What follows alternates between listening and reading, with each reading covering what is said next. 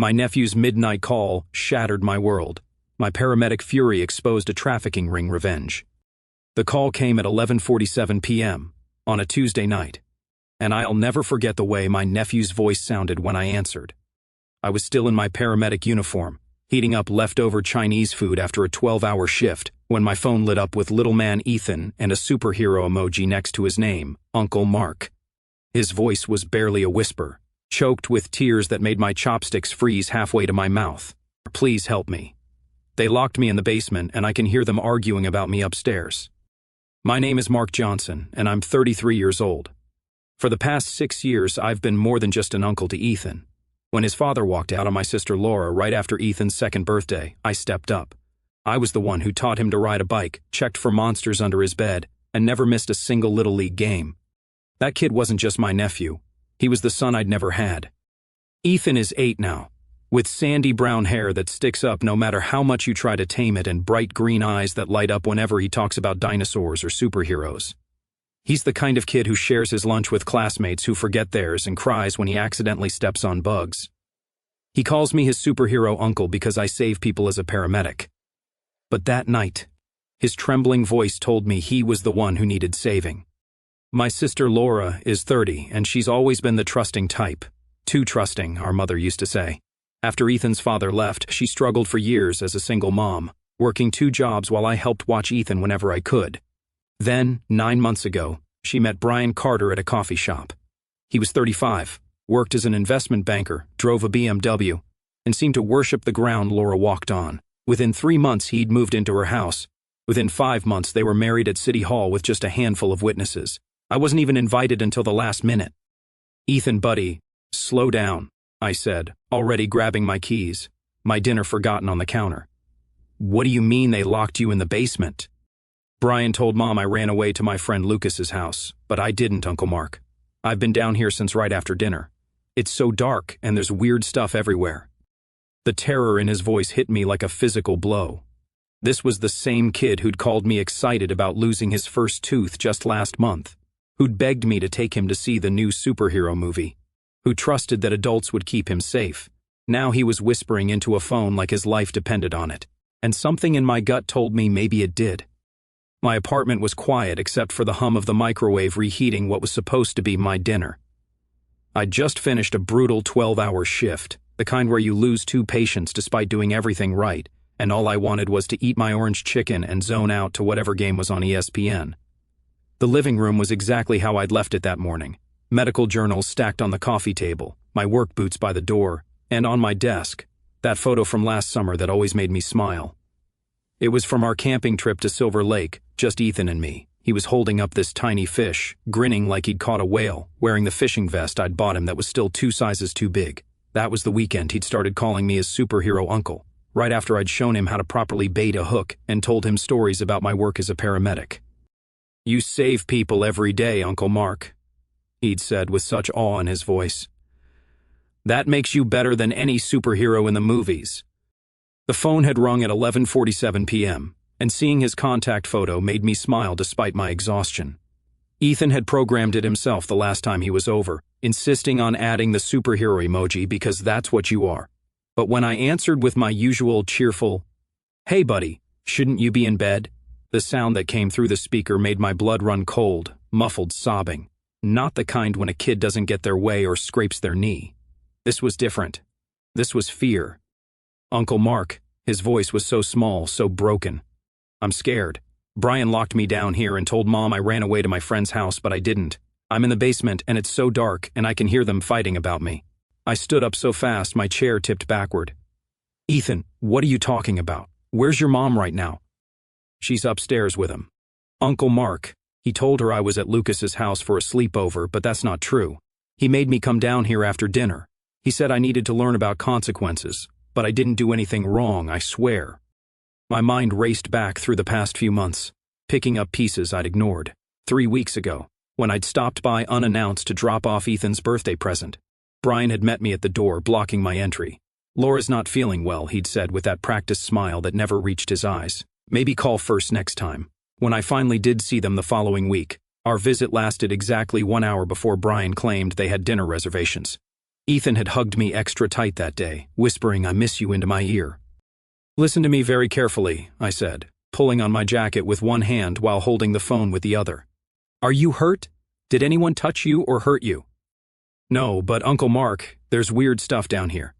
There are boxes with other kids' names on them, written in black marker. Owen, 2020, and Caleb, 2022. They have clothes and toys inside. The temperature in my apartment seemed to drop 20 degrees. You're looking in the boxes?" I was trying to find something to keep warm. It's cold down here, and he took my blanket. "Uncle Mark, whose stuff is this? Why would Brian have other kids' things in our basement?" I was already in my truck, the engine roaring to life. Laura's house was 15 minutes away if I obeyed traffic laws. I wasn't planning to. "Ethan, is there anything else down there? Any papers or computers or anything?" "There's a folder on the shelf." I used my phone flashlight to look at it. His voice dropped even lower.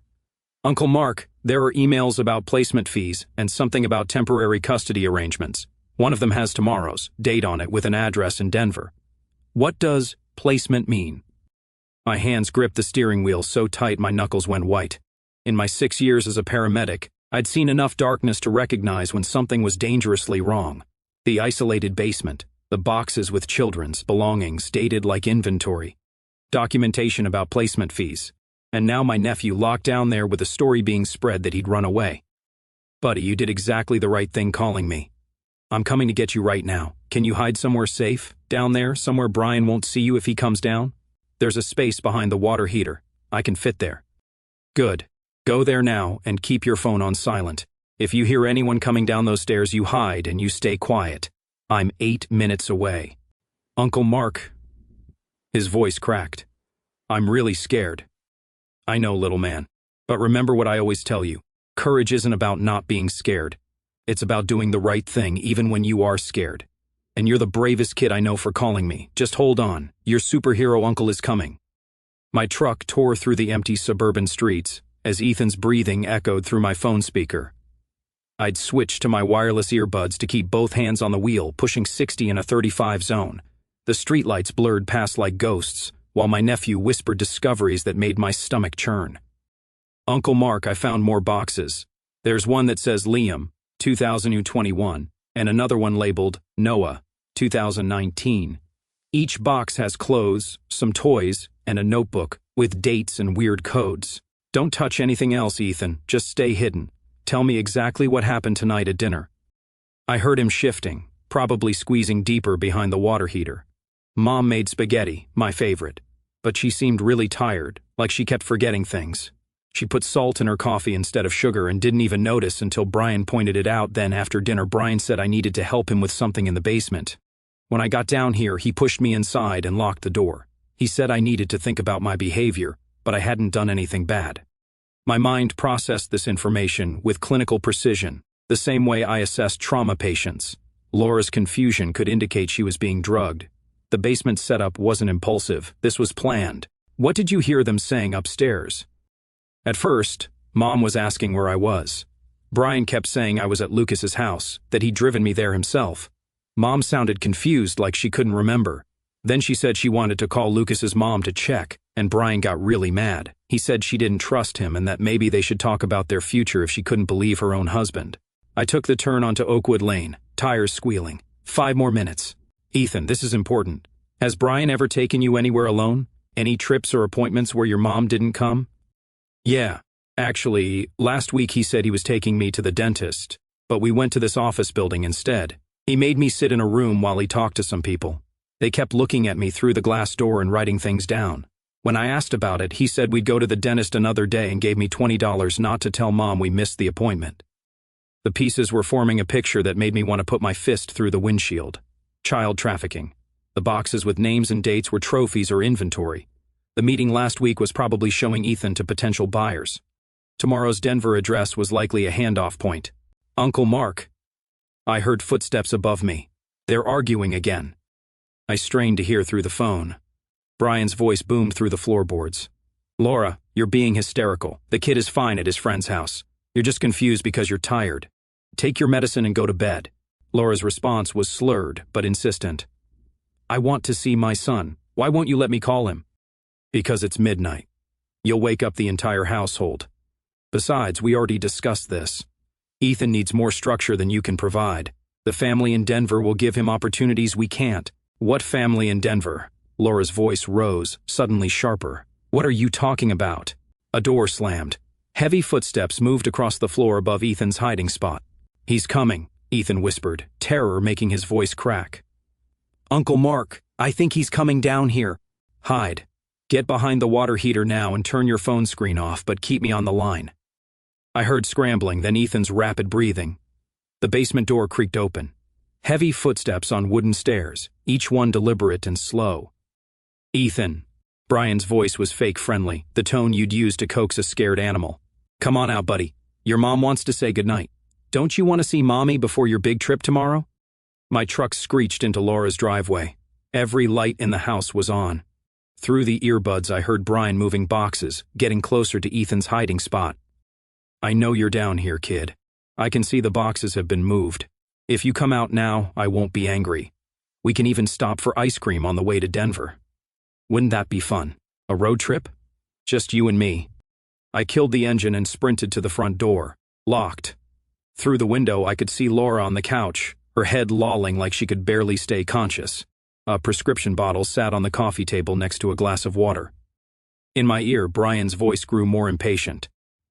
Ethan, I'm losing my patience. The nice family who wants to adopt you paid a lot of money. Don't you want parents who actually want you? Not like your mom, who can barely take care of herself, or your uncle, who only visits when it's convenient. That was it. I'd heard enough. I grabbed my phone with my free hand and dialed 911, giving them the address in a rapid whisper while Brian continued his psychological torture below. But the dispatcher said units were 15 minutes out minimum due to a major accident across town. 15 minutes was too long. In 15 minutes, Brian could find Ethan, could hurt him, could run with him. In 15 minutes, my nephew could disappear into a system I was only beginning to understand the horror of. I had to make a choice, and I had to make it now. I stood on that front porch for exactly 3 seconds, weighing my options like I'd been trained to do in emergency situations. Wait for police and risk Brian finding Ethan. Try to reason with a man who was clearly running a child trafficking ring, or take action now and deal with the consequences later. The choice was obvious. I pulled out my phone and fired off a rapid text to my buddy Detective Ryan, a detective with the county sheriff's department, 428 Oakwood Lane now. Possible child trafficking in progress. My nephew in immediate danger. I'm going in. Then I called Ethan's phone again, whispering directly into his earbuds. Little man, I need you to stay completely silent. I'm coming for you. When you hear me yell your name, you run to me as fast as you can, okay? Okay, he breathed, barely audible. Through the window, I watched Laura try to stand from the couch, only to collapse back down. Whatever Brian had given her was strong. I circled to the back of the house, remembering the sliding door that Laura never locked properly. The one I'd fixed 3 times, but that somehow always managed to come loose. Thank God for small favors. The door slid open silently. I crept through the kitchen, noting the prescription bottle on the counter, Rohypnol prescribed to Aurora Carter by Dr. Susan Harper, except my sister's last name was still Johnson. She'd never legally changed it after marrying Brian. This prescription was fake and strong enough to cause memory loss and confusion. He'd been drugging my sister. I could hear Brian in the basement, his voice carrying up through the floorboards. You know, Ethan, your Uncle Mark isn't coming to save you. He doesn't even know you're here. By tomorrow morning, you'll be with your new family, and everyone will think you ran away. Your mom won't even remember you were home tonight. My hands clenched into fists. I moved toward the basement door, which stood open at the top of the stairs. But first, I needed evidence. I grabbed Laura's phone from the coffee table, using her thumb to unlock it while she mumbled incoherently. I started recording video, making sure to capture her drug state and the pills on the table. Brian, Laura suddenly called out, her voice thick and confused. Where's my baby? Where's Ethan? Heavy footsteps pounded up the basement stairs. Brian emerged, his face flushed with frustration. He was bigger than I remembered, 6'3", with the build of someone who spent money on a personal trainer. But I had something he didn't, the element of surprise and the rage of an uncle protecting his nephew. Laura, I told you he's at a sleepover, Brian said, then froze when he saw me standing in his living room. Mark, what the hell are you doing in my house? It's my sister's house, I said, keeping my phone recording. And my nephew called me. I know everything, Brian. The kids in the boxes. Owen, Caleb, Liam, Noah, the placement fees, the family in Denver who thinks they're adopting a boy tomorrow. His face went through several expressions in rapid succession: surprise, fear, then cold calculation. You're trespassing. I'll call the police. Already did that myself. They're on their way. But here's what's going to happen right now. You're going to give me the key to that basement door, and I'm going to get my nephew. Brian laughed, an ugly sound that made my skin crawl. You have no idea who you're messing with. I have connections you couldn't dream of. Judges, prosecutors, people who make problems disappear. You think some small-town paramedic is going to stop a network that's been operating for years? Maybe not, I admitted, taking a step closer, but I'm going to stop you from taking Ethan. He moved toward the desk drawer where I'd noticed him reaching earlier. I knew that motion. Had seen it too many times on calls gone bad. He was going for a weapon. I didn't give him the chance. I tackled him hard, my shoulder driving into his midsection. We crashed into the coffee table, sending the pill bottle flying. Brian was strong, but I had 6 years of wrestling violent patients in the back of ambulances. I pinned his arm behind his back, using my knee to keep him down. Ethan, I yelled, run to me now. I heard scrambling from below, small feet racing up the stairs. Brian bucked underneath me, trying to throw me off. You don't understand. These kids were unwanted. Their parents couldn't handle them. We found them better homes, families who could give them everything. You mean families who bought them? I snarled, pressing harder on his pinned arm until he cried out. Ethan burst into the room, his face streaked with tears and dirt. He ran straight to me, and I managed to pull him close with one arm while keeping Brian pinned with the other. That's when I saw what Ethan was holding, the folder from the basement clutched against his chest like a shield. I grabbed it, Uncle Mark, he said through his tears. The folder with all the emails and the information about the other kids. I grabbed it when he was looking for me. Sirens wailed in the distance, growing louder. Brian's struggles grew more desperate. That evidence won't hold up. My lawyers will destroy you. You broke into my house, assaulted me. Actually, I said, holding up Laura's phone, which had been recording the entire time, I entered my sister's house to check on her welfare after receiving an emergency call from my nephew. And this video clearly shows you admitting to trafficking children. But please keep talking. The county prosecutor will love hearing about your network. The room suddenly filled with red and blue lights. Car doors slammed. Detective Ryan's voice boomed through a megaphone. This is the sheriff's department. We're coming in. I held Ethan tighter as he buried his face in my shoulder, his small body shaking with exhaustion and relief. You did it, little man, I whispered. You saved yourself and all those other kids. You're the real hero tonight. The front door exploded open, and Detective Ryan rushed in with 4 uniformed officers, weapons drawn. I'd never been so relieved to see my old high school friend in full tactical gear. His eyes quickly assessed the scene, me holding Brian down, Ethan clutched against my side, Laura barely conscious on the couch. Mark, you hurt? Ryan asked, signaling his officers to take over. We're okay, but my sister's been drugged. She needs medical attention now. I released Brian to the officers, who immediately cuffed him. I pulled Ethan fully into my arms, lifting him up as he wrapped his legs around me like he used to when he was 4.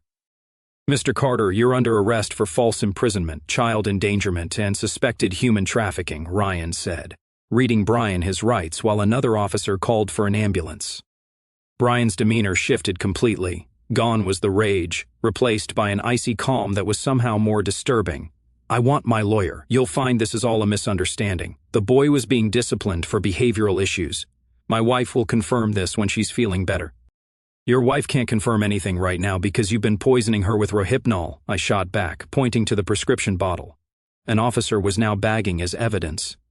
Ethan pulled back slightly from my shoulder, his green eyes wide. Uncle Mark, there's something else in the basement behind the furnace.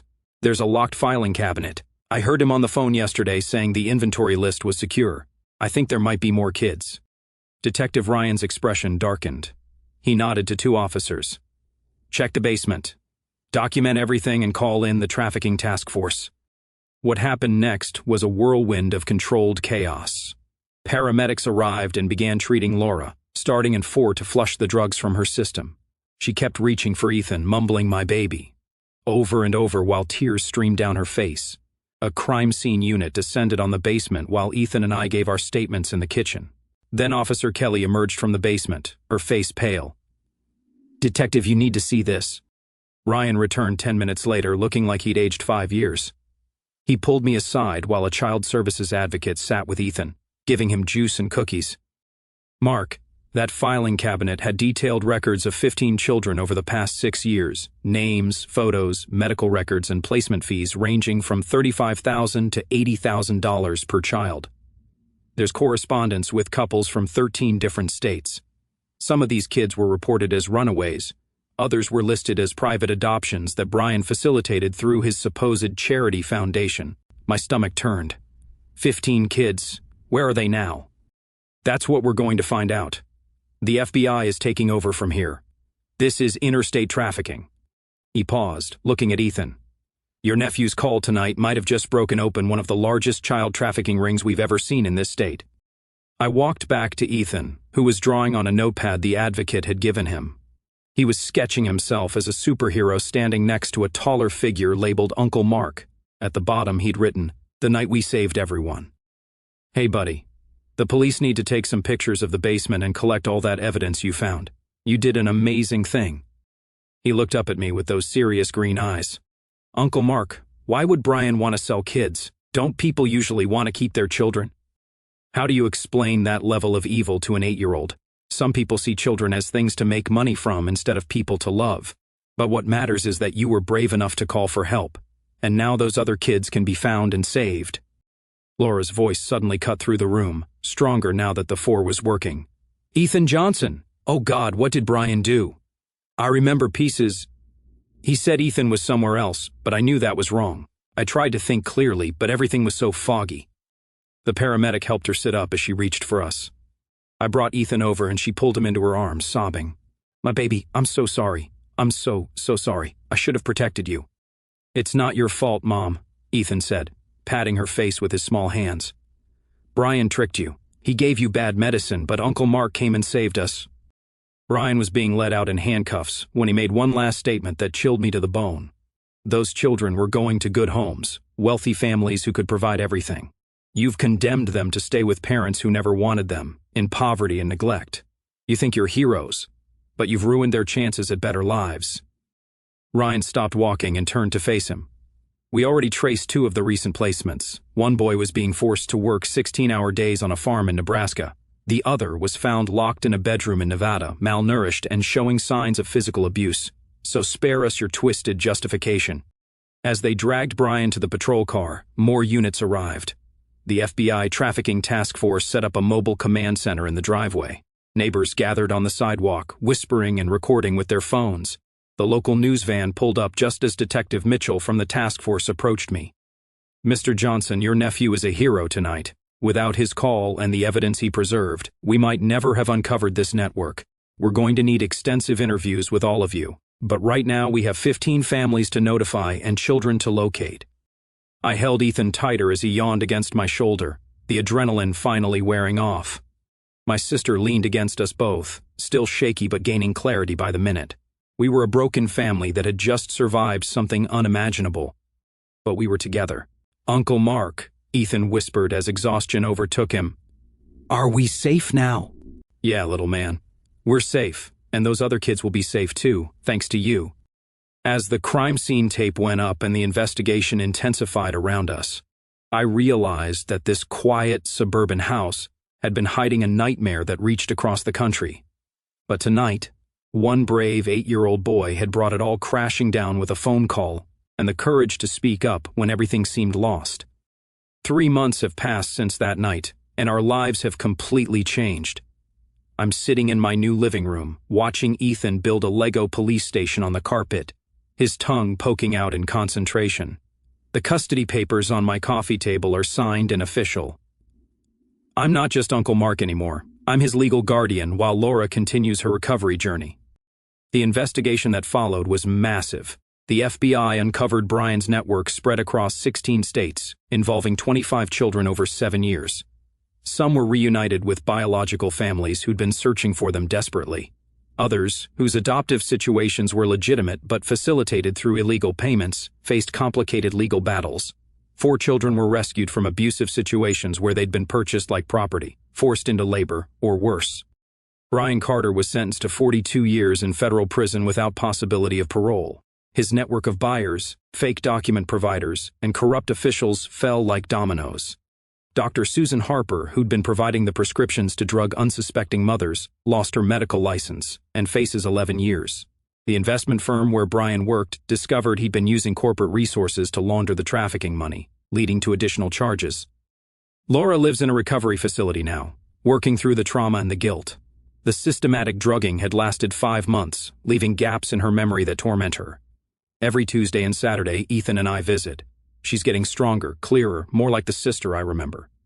Her therapist says she was a victim of calculated predatory behavior, targeted specifically because she was a single mother struggling financially. I should have seen the red flags, she told me last week, holding Ethan's hand through the visiting room table. The quick marriage, the isolation from family, how he always had explanations for everything. But he made me feel special, protected, like someone was finally taking care of us. That's the insidious nature of predators like Brian. They don't look like monsters. They look like salvation to people in vulnerable situations. Ethan's in therapy too, working through the trauma with a specialist in childhood PTSD. He still has nightmares, sometimes waking up crying that he's locked in the basement. On those nights, I sit with him, reminding him that he's safe, that his bravery saved lives. His therapist says he's remarkably resilient, that having a stable, loving environment is crucial for his recovery. The other day, he asked me something that stopped me cold. "Uncle Mark, do you think those other kids have someone like you?" "I hope so, buddy," I told him. "But because of what you did, they have a chance to find their someone." We've moved into a new house, a 4-bedroom rambler with a big backyard and no basement. Ethan picked his room, the one with windows on 2 walls. "So I can always see outside," he explained. "We painted it together, superhero, blue with glow-in-the-dark stars on the ceiling." His favorite photo sits on his dresser, us at Silver Lake holding that tiny fish, both of us smiling like we'd conquered the world. I've changed too. I still work as a paramedic, but I've added another role. Volunteer educator with the National Center for Missing and Exploited Children. I speak at schools and community centers about recognizing predatory behavior, the signs of trafficking, and the importance of listening when children reach out for help. Every presentation starts with the same message: one phone call can save lives. The signs were there all along if I'd known what to look for. The quick relationship progression, the isolation tactics, the way Brian always had reasons to limit family contact, how Laura's personality seemed to fade, becoming more dependent and confused, the mysterious appointments, the locked spaces in the house. These predators rely on people not connecting the dots, on families being too polite to ask hard questions. Last week I received a letter forwarded through the FBI. It was from the mother of one of the recovered children, a boy named Owen, who'd been missing for 3 years. She thanked us for giving her son back, for ending her nightmare of not knowing. She included a photo of Owen with his family at his 10th birthday party, smiling and surrounded by people who loved him. That photo sits on my desk now, next to the one of Ethan and me fishing. Ethan's doing better every day. He's back in school, playing Little League, laughing at cartoons. But he's different too, more aware of the world's dangers, more protective of his friends. His teacher says he's the first to notice when classmates are upset, the first to tell an adult if something seems wrong. That hypervigilance might fade with time, or it might shape him into someone who helps others. Either way, I'll be here for the journey. Sometimes people ask if I regret how everything happened, if I wish I'd acted sooner or differently. The truth is, I'm grateful Ethan had the courage to make that call. In his moment of absolute terror, locked in a dark basement surrounded by evidence of unimaginable evil, he reached out for help. He trusted that someone would answer, that someone would believe him, that someone would come. And that's the lesson I carry with me. Listen to children. Believe them when they tell you something's wrong. Don't explain away your concerns or ignore your instincts because someone seems nice or successful or helpful. Predators often appear to be pillars of the community. Brian was on the board of 2 charities, coached youth soccer, attended church every Sunday. Evil doesn't announce itself.